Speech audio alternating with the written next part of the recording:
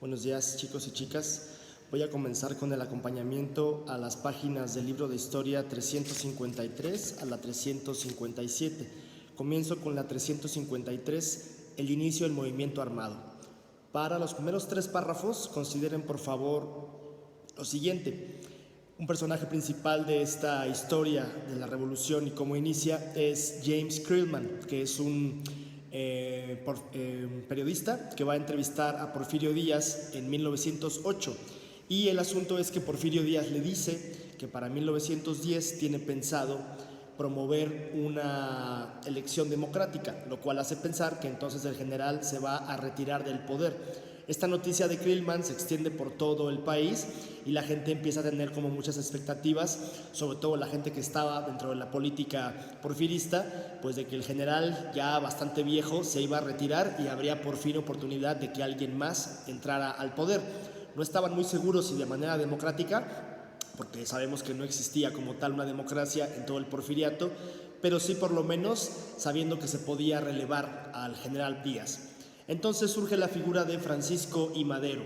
que es la más importante de esta primera etapa. Hay que tomar en cuenta que Madero tiene muchas personas que lo consideran un héroe y otras no tanto, porque no era precisamente una persona del pueblo, no era pobre, no era como Villa o como Zapata, que venían, digamos, desde abajo y llegan hasta estas escenas revolucionarias representando al pueblo, sino que Madero era un tipo más bien rico, era comerciante de familia rica, estudió en Europa, conoció París, tuvo como muchísimas expectativas también en el poder, pero sobre todo obedeciendo a su clase social. Era un tipo educado, era un tipo rico, y digamos que él hubiera estado más bien del lado de los porfiristas y de la clase política de élite que del pueblo. Sin embargo,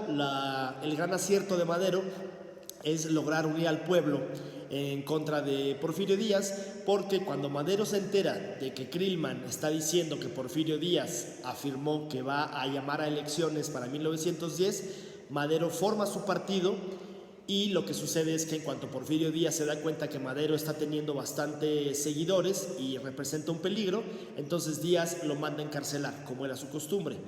Pero Madero se fuga y se va a Estados Unidos, y desde allá redacta el Plan de San Luis, en el cual ahora sí tiene pensado tomar el poder, digamos, por la fuerza, debido a que Porfirio Díaz pues no lo dejó ni siquiera participar en las elecciones. Así que empieza la revolución, y como sabemos, pues Madero le puso incluso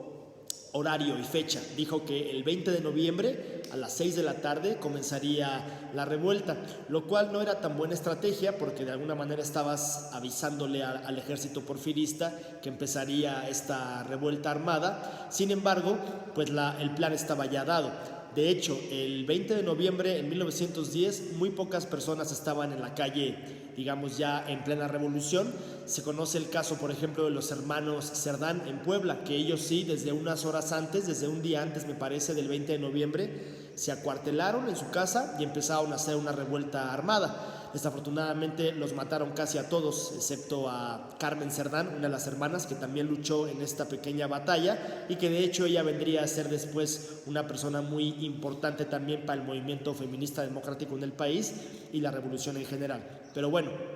otra pieza clave de esta página que estamos ahorita revisando es la dupla de Francisco Villa y Pascual Orozco. Sin el apoyo de Villa y de Orozco no hubieran podido ganar la primera batalla, digamos, en la revolución, porque ellos son quienes logran apoyar a Madero. Y por acá, en Ciudad Juárez,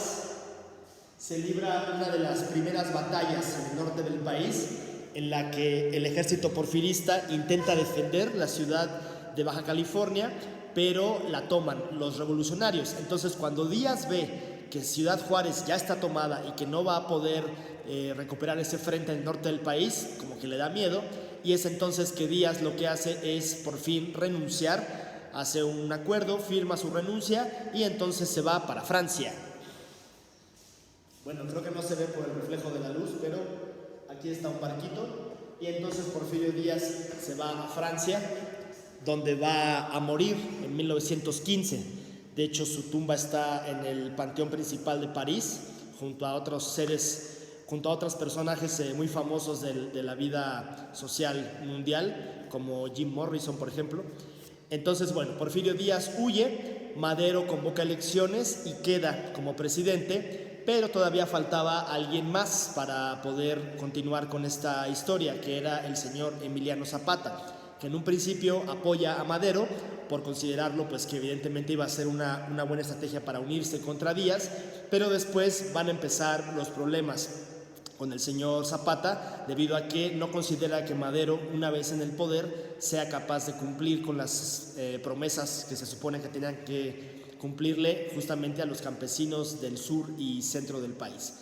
Entonces, bueno, una de las claves del hecho de que Díaz perdiera la batalla, esta primera batalla, y que lo hace renunciar, es que el ejército de Porfirio Díaz estaba acostumbrado a reprimir de manera, digamos, un poco tramposa, ¿no? Llegaban soldados bastantes a algún pequeño pueblo, a algún periódico, a alguna prensa, y reprimían a grupos pequeños y locales. Entonces, cuando se van enfrentando con las fuerzas de Villa, de Orozco y de Zapata, son incapaces de poderles hacer frente, debido a que ya era una cantidad de gente bastante grande. Así que el ejército porfirista, digamos que era bueno para reprimir a pocas personas, desarmadas, intelectuales, periodistas, etcétera, pero ya cuando se enfrentó con toda la clase social baja y media, o sea, con el pueblo, ya no pudo hacer mucho. Entonces eso obliga a Porfirio Díaz, en todo su esplendor de gran general y de gran estratega y no sé qué, pues a salir corriendo hacia Francia y quedarse allá hasta que se muere en 1915, como ya mencioné.